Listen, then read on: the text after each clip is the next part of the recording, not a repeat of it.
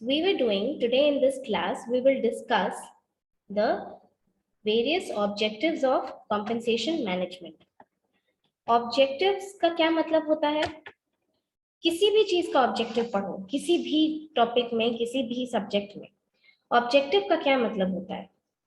Objective का मतलब होता है किस पर्पस से उस चीज को इंट्रोड्यूस किया गया है. What is the purpose of compensation management? क्या पर्पस है, क्या यूज है उसका? First point you have written is external equity, right? External equity का क्या मतलब होता है?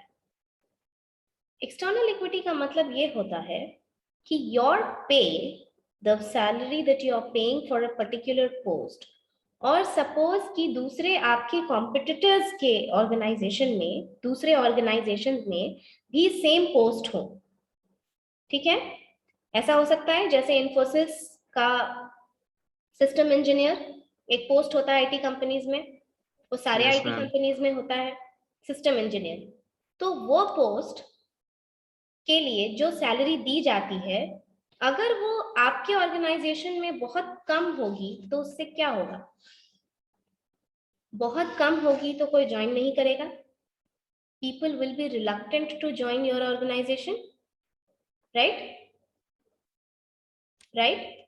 उनको मन नहीं होगा वो ऑर्गेनाइजेशन ज्वाइन करने के लिए, क्योंकि आपकी ऑर्गेनाइजेशन बहुत कम पे कर रही है उसके लिए. और अगर आपको ये लगता है कि किसी ऑर्गेनाइजेशन, कोई ऑर्गेनाइजेशन से आप बहुत ज्यादा सैलरी उसको दे देंगे और एम्प्लॉयज अट्रैक्ट हो जाएंगे, तो ऐसा भी नहीं होता है, क्योंकि salary is a cost borne by the organisation. ठीक है? सैलरी के कॉम्पेंसेशन पैकेज पूरा डिजाइन करने में बहुत मेहनत लगती है ऑर्गेनाइजेशन को. There are various aspects to which the organization pays attention to while designing the compensation package. अगर आप बहुत ज्यादा पैकेज देने के लिए सोचते हैं तो वो एक कॉस्ट हो जाएगा आपकी कंपनी पे. आप कॉस्ट एफिशिएंट काम नहीं कर रहे हैं और ये बहुत दिन तक नहीं चलेगा, और you might fall into the trap of debt. और अगर आप कम देंगे दूसरे कॉम्पिटिटर्स से तो क्या होगा? People will be reluctant to join your organisation. उनको हेजिटेशन होगा सेम पोस्ट के लिए. इसी को कहते हैं एक्सटर्नल इक्विटी. ठीक है? एक्सटर्नल इक्विटी का क्या मतलब हुआ कि मार्केट में जो पर्टिकुलर पोस्ट के लिए सैलरी दी जाती है, आपके ऑर्गेनाइजेशन में जब सैलरी दी जानी चाहिए उसी पोस्ट के लिए, तो वो मिलती जुलती होनी चाहिए. समझ में आई बात? वो मिलती जुलती होनी चाहिए. मतलब ना आप बहुत ज्यादा पे कर सकते हैं क्योंकि that will be a cost borne by the company, और ना आप बहुत कम Welcome. पे करेंगे. Yes, ma'am. समझ में आई बात? Yes, ma'am. नेक्स्ट पॉइंट क्या है? Internal equity. Internal equity. अब देखिए, किसी भी ऑर्गेनाइजेशन में बहुत सारे जॉब्स होते हैं, बहुत सारे जॉब्स होते हैं, और वो जॉब्स कितने मुश्किल हैं और उनका वर्थ कितना है, ये डिटरमिन करके ही उसमें सैलरी दी जाती है. तो इंटरनल इक्विटी का मतलब ये है कि इंटरनली वो सैलरी जो है वो सही रहनी चाहिए. यानी कि say for example the jobs which are there in the organisation, जिसमें बहुत स्किल रिक्वायर्ड है, जिसमें बहुत नॉलेज रिक्वायर्ड है, जिसमें डिसीजन मेकिंग इन्वॉल्व है, जिसमें कॉग्निटिव थिंकिंग इन्वॉल्व है, वैसे जॉब की सैलरी किसी वैसे जॉब से जिसमें कि मैनुअल वर्क रिक्वायर्ड है, डिसीजन मेकिंग इन्वॉल्व नहीं है, उससे ज्यादा होनी चाहिए कि उससे कम होनी चाहिए?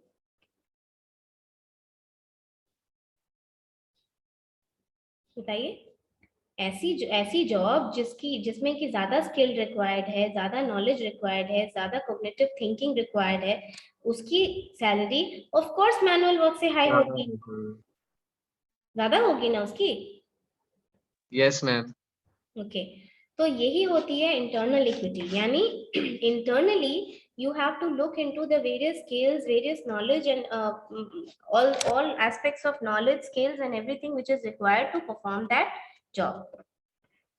ठीक है, ऐसा ना हो कि जैसे कि हम जब हम हायरार्की डिफाइन करते हैं तो हम ये देखते हैं ना कि असिस्टेंट मैनेजर का काम नीचे के एग्जीक्यूटिव से ज्यादा होता है, मैनेजर का Yes, काम ma'am. या मैनेजर का जो area of scope of work है वो असिस्टेंट मैनेजर से ज्यादा है, सीनियर मैनेजर का काम असिस्टेंट मैनेजर से भी ज्यादा होता है, assistant general manager who is AGM उसका काम सीनियर मैनेजर से ज्यादा होता है, तो सैलरी उसके अकॉर्डिंग रखी जाती है ना। ऐसा नहीं होना चाहिए ऑर्गेनाइजेशन में कि the manager is getting paid more than AGM. समझ में आई बात? अब दिस इज इंटरनल इक्विटी, यानी pay should be according to the jobs in the organisation. Next point, Cost control. Okay, internal equity और एक्सटर्नल इक्विटी समझने में कोई problem?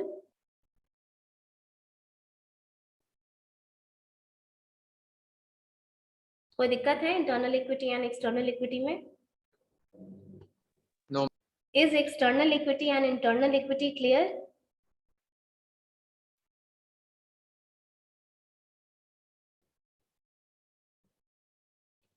समझ में आया? Yes, ma'am. Okay. Now we move on to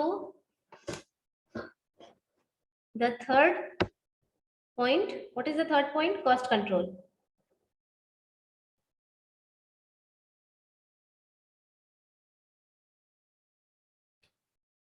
Okay. The third point is cost control. See, compensation का package design करना किसी भी ऑर्गेनाइजेशन के लिए टफ होता है क्योंकि उसको वेरियस एस्पेक्ट्स का ध्यान रखना पड़ता है। एक बहुत मेजर पैसा किसी भी ऑर्गेनाइजेशन का उसके एम्प्लॉयज को सैलरी देने में जाता है, जैसे I have already told you in the introductory classes.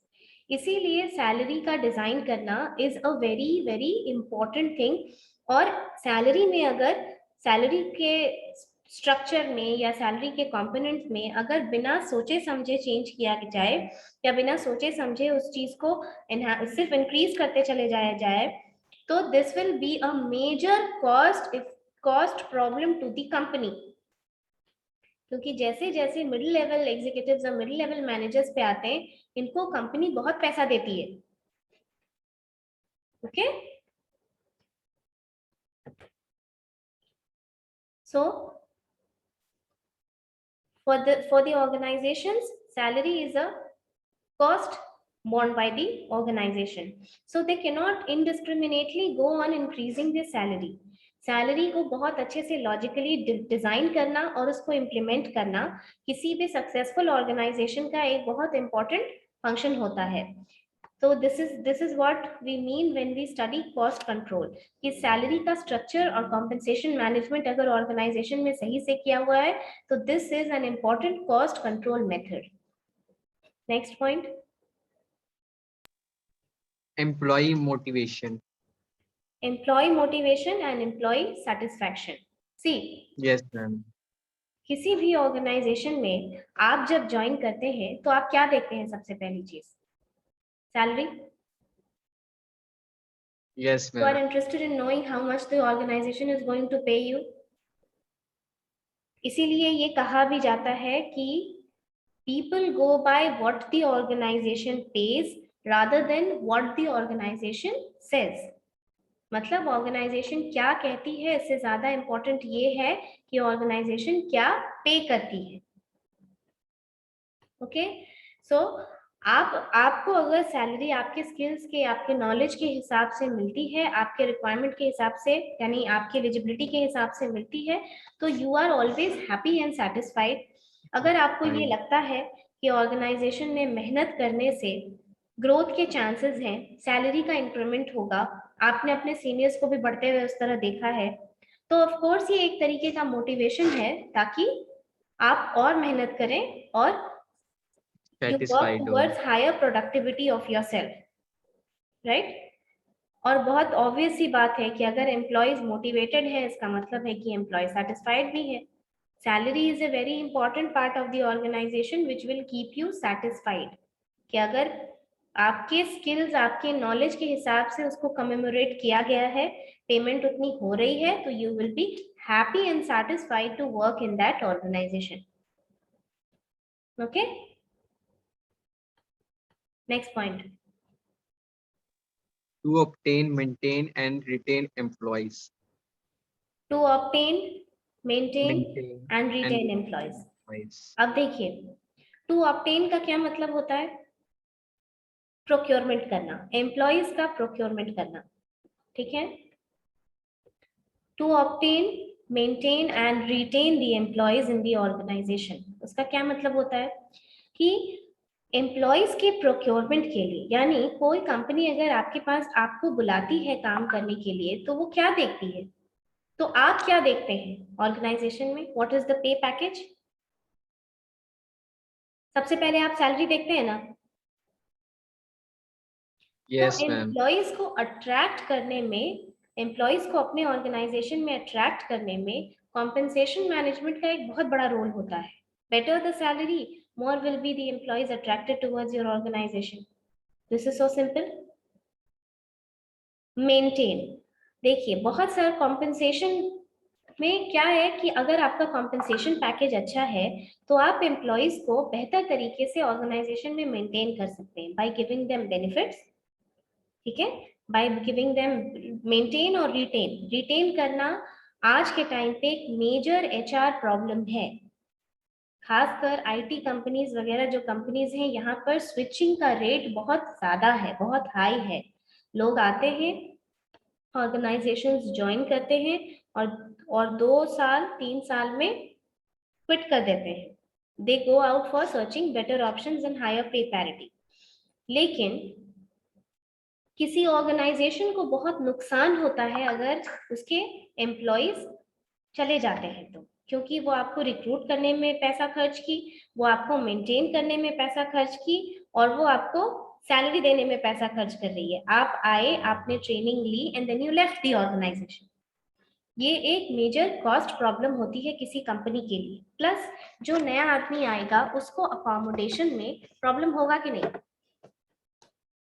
आप अगर किसी ऑर्गेनाइजेशन को ज्वाइन करते हैं तो आपको स्टार्ट में जो ऑर्गेनाइजेशन के प्रिंसिपल्स, पॉलिसीज वगैरह को समझने में जो टाइम लगता है तो उससे क्या होता है, वर्क थोड़ा कम होता है। जब एक बार आप पूरे तरीके से ऑर्गेनाइजेशन में अडेप्ट कर चुके होते हैं then you working efficiency will improve. तो अगर आप 2 साल 3 साल काम करके निकल जाते हैं और फिर कोई नया बंदा अगर ऑर्गेनाइजेशन ज्वाइन करता है तो he will take his own time in adjusting to the organisation, है ना। तो उस वक्त Yes, उसकी ma'am. एफिशिएंसी कम होती है। इसलिए भी ये बहुत मुश्किल होता है ऑर्गेनाइजेशन को अगर आप छोड़ करके चले जाते हैं तो क्या है कि कॉम्पेंसेशन पैकेज में अब, क्योंकि सैलरी बढ़ाना इतना आसान नहीं होता है कि हर वक्त हर एम्प्लॉय की सैलरी बढ़ा बढ़ा करके दी जाए, इसलिए बेनिफिट्स का प्रोविजन ऐड किया गया है। बहुत आपने सुना होगा किसी भी ऑर्गेनाइजेशन में कि उसको बेनिफिट बहुत मिलता है उस ऑर्गेनाइजेशन से। व्हाट इज दैट मीनिंग कि बेनिफिट्स जो होता है वो फाइनेंशियल और नॉन फाइनेंशियल दोनों होता है। आपने सुना है कि जैसे आईटी कंपनीज वगैरह में ये सब बहुत ज्यादा अब होने लगा कि अमेजोन का पर मंथ का 2000 का कूपन दिया Yes, जाता ma'am. है, या Yes, ma'am. दिवाली के टाइम पे शॉपिंग करने के लिए आपको Valentine's Day. कूपन दिया जाता है और आप उसी टाइम पे अमेजोन से खरीदिए। मतलब अगर आप नहीं खरीदेंगे तो वो कूपन एक्सपायर हो जाएगा। अब तो मैम दशहरा पे भी मिलने लगा है। मिलता है, ये सब सिर्फ Yes, ma'am. कंपनीज इसीलिए करती है ताकि ऑर्गेनाइजेशन छोड़ करके आप ना जाए, आपको ये लालच रहे वहां रहने का कि बेनिफिट्स मिलता है हमको फॉर द सेम सैलरी, क्योंकि Yes, ma'am. सैलरी बढ़ाना इतना आसान नहीं होता है, इसीलिए बेनिफिट्स दिया जाता है। जैसे बिग बाजार्स के फ्यूचर ग्रुप के जो एम्प्लॉयज है ना, उनको क्या होता है कि बहुत सारा इतना वंश में कूपन दिया जाता है फूड के लिए, कपड़ों के लिए, मतलब 30% तक डिस्काउंट उनको दिया जाता है जो एम्प्लॉयज हैं उनको। वहां पर एक कुर्ती जो बाहर का कोई आदमी 2000 में खरीदेगा, ठीक है, वो वहां के लिए 30% ऑफ में यानी 1400 में है वो वहां के एम्प्लॉयज के लिए। ये सब क्या है, ये सब बेनिफिट्स है ना। किसी ऑर्गेनाइजेशन से आप अटैच्ड है इसलिए वो आपको बेनिफिट दे रही है। तो आप छोड़ते समय आपके मन में ये लालच आएगी कि इतने बेनिफिट्स हैं इस ऑर्गेनाइजेशन के, फूड का कूपन दिया जाता है, आप ग्रोसरीज खरीद सकते हैं, उसमें भी 10% 20% जो वहां के मेंबर्स होते हैं फ्यूचर ग्रुप के उनको ऑफ दे दिया जाता है।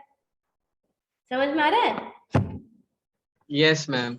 अभी हम आगे बताएंगे बेनिफिट्स, तो उसमें और डिटेल बताएंगे। तो समझ में आया कि कॉम्पेंसेशन पैकेज अच्छा होना किसी ऑर्गेनाइजेशन के लिए कितना जरूरी होता है। ठीक है, यहां तक समझ में आया सबको? रुचि से समझ में आया? Yes ma'am. Pawan? Yes ma'am. ठीक है, कॉम्पेंसेशन पढ़े हम लोग, इंपॉर्टेंस ऑफ कॉम्पेंसेशन पढ़े, ऑब्जेक्टिव्स ऑफ कॉम्पेंसेशन मैनेजमेंट पढ़े। अब आप लिखिए components of salary structure, right down.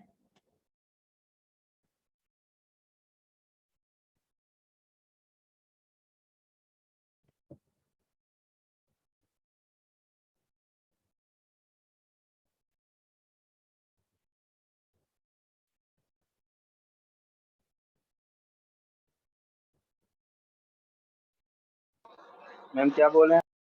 Components, COMPONENTS, components of salary structure.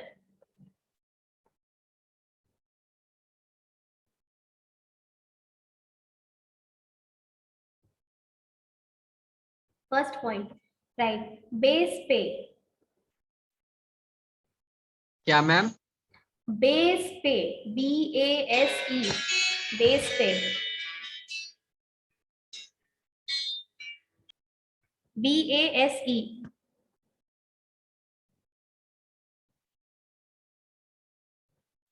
Next point, allowances.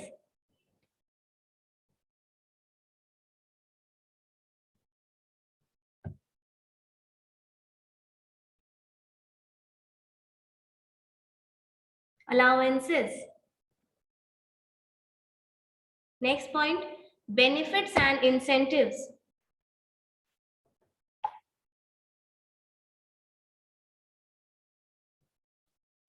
Benefits and incentives.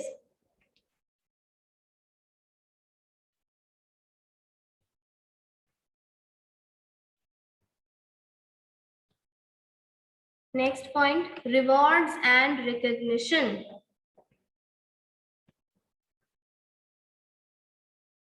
Reward and recognition.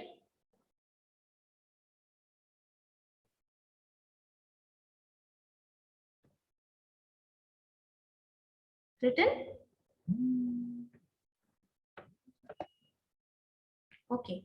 Then you write down few things about them and then I'll explain it to you. Write down. Base pay is the fixed component of salary. Base pay is the fixed component of salary.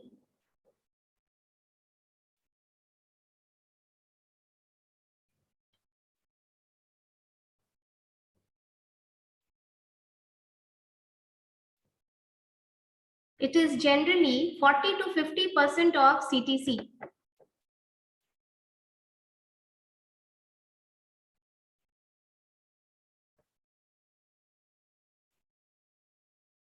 It is generally 40 to 50% of CTC.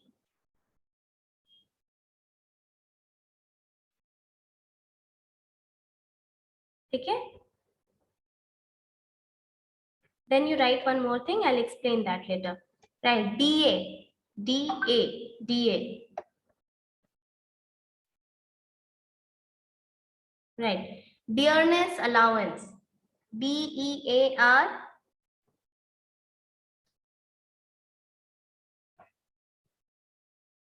DEARNESS,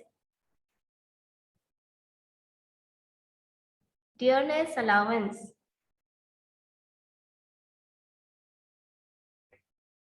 This is a cost of living adjustment.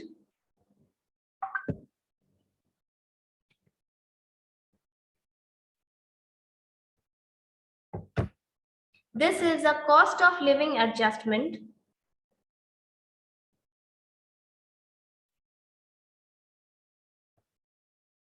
This is a cost of living adjustment allowance in the salary of public sector employees.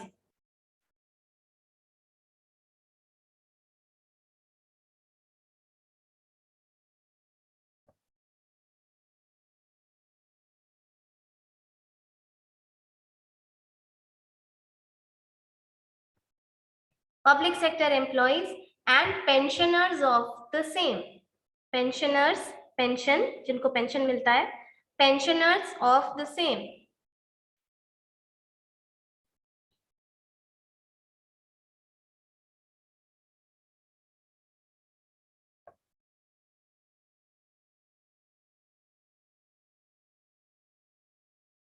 It was incorporated in the salary, या फिर ये ऐसे लिखो, this concept was introduced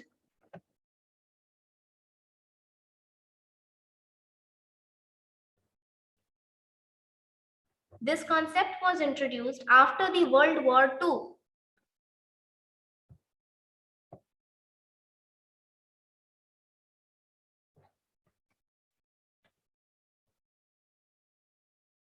After the World War II. It is revised twice a year.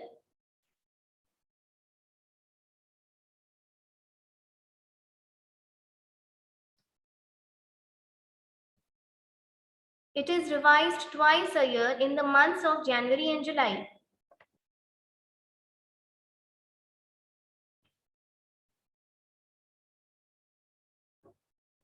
In the months of January and July.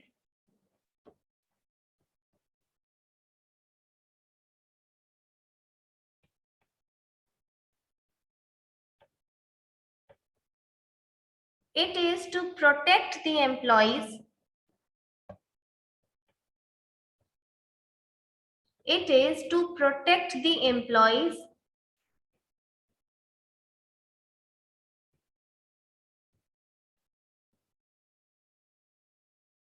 against inflation in the market. Against inflation in the market.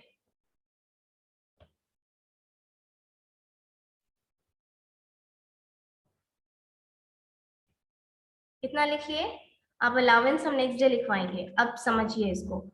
जो चारों चीज लिखे हैं आप लोग, base पे, allowance, benefits and incentives, rewards and recognition, मोटा मोटी आपके सैलरी में आप जहां भी जॉब करेंगे, या तो पब्लिक सेक्टर ज्वाइन करेंगे या अगर प्राइवेट सेक्टर में काम करेंगे, यही मोटा मोटी 4 कंपोनेंट्स रहता है. उसी में से कुछ रहेगा या कुछ नहीं रहेगा. जैसे डीए पब्लिक सेक्टर में मिलता है. It is not, private sectors are not obliged to give DA.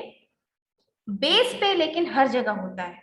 Base pay is the monetary part या financial part of the salary. Basic salary सुने हैं? Yes, ma'am. बेसिक सैलरी सुने हैं ना? यही होता है. यानी कि ये फिक्स्ड पार्ट होता है सैलरी का, बेसिक सैलरी. और इसी पे बाकी सारा जितना अलाउंस, जितनी बेनिफिट्स आपको दी जाएंगी, वो सब कैलकुलेट होंगी. समझ में आया? ये सारा बेनिफिट जितना जो मिलेगा आपको, वो बेसिक सैलरी के ऊपर ही कैलकुलेट होगा. और आपने एक वर्ड लिखा है कि it is generally 40 to 50% of CTC, right? What is CTC? कोई आइडिया? कोई आइडिया? रुचि?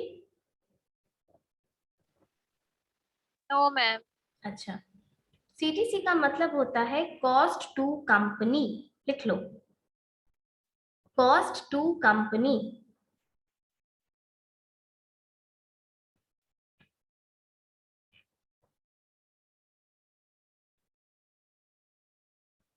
CTC का मतलब होता है कॉस्ट टू कंपनी. मतलब अगर देखिए आपके ऑफर लेटर, आप जब जॉब ज्वाइन करेंगे तो आप देखिएगा कि आपके ऑफर लेटर में ये लिखा हुआ आएगा कि आपके ऑफर लेटर में ये लिखा हुआ आएगा कि आपका CTC 4 लाख पर एनम है।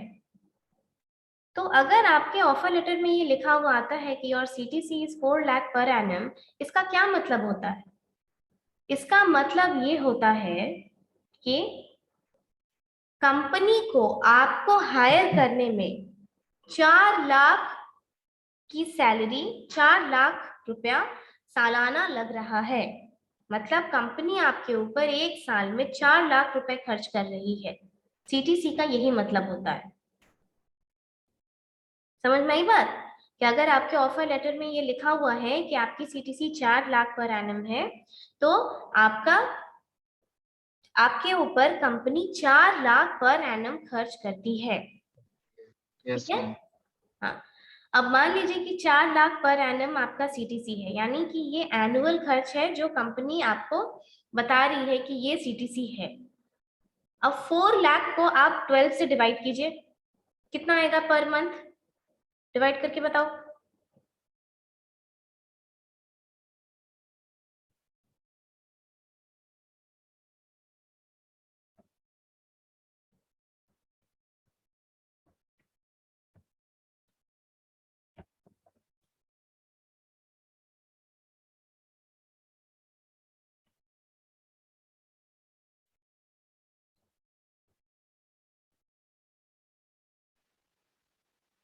Three lakh 99,996.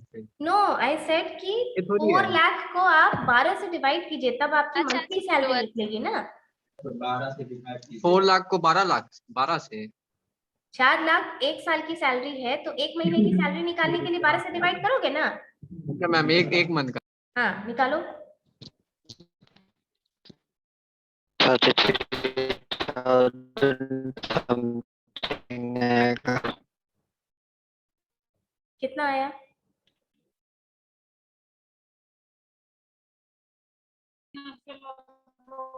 33,000. 33. 33,000 सैलरी आएगी। Yes ma'am. यानी पर मंथ की आपकी सैलरी कितनी बनी फिर? 33,000। 33,000। ठीक। अभी आपने ये लिखा है कि बेसिक सैलरी इज जनरली, ये कोई रिटन रूल नहीं है, लेकिन generally basic salary is 40 to 50% of CTC। लिखे हो ना? Yes ma'am. तो अब मान लो कि कोई कंपनी तुमको 40% CTC का, माने कि कोई कंपनी का CTC 12 लाख है, पर मंथ की सैलरी उसकी 33,000 बनी, और वो उसका जो बेसिक सैलरी है वो कितना होगा अगर वो 40% ऑफ CTC बताती है, तब ये 33,000 जो पर मंथ की सैलरी निकाले, इसका 40% निकाल के बताओ कितना होता है? 13,000 समथिंग आएगा मैम।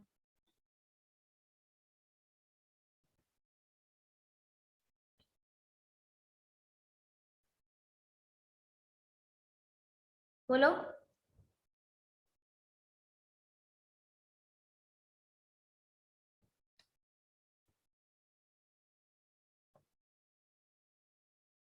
अरे फास्ट। 33,000 का 40% कितना हुआ?